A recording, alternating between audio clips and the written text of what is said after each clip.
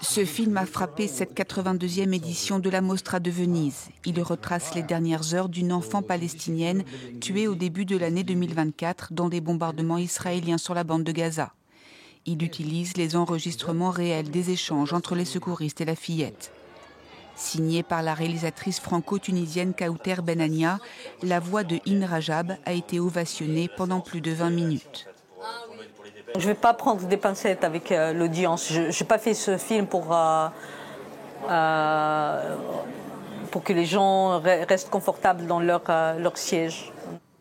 Un autre film très politique a fait écho à une actualité géopolitique brûlante et tragique, Le Mage du Kremlin. Adaptation du best-seller de l'écrivain italien Daum Poli, il dévoile les coulisses de l'accession au pouvoir de Vladimir Poutine avec Jude Law dans la peau du maître du Kremlin.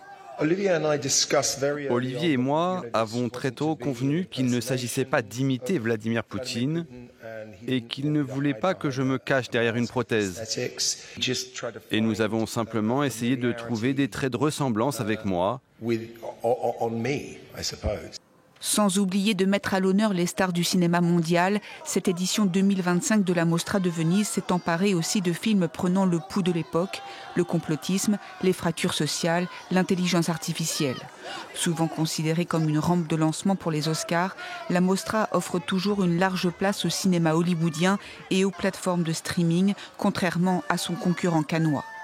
Pour décerner le Lion d'Or, la récompense suprême, le jury présidé par le réalisateur américain Alexander Payne doit départager cette année 21 films en compétition.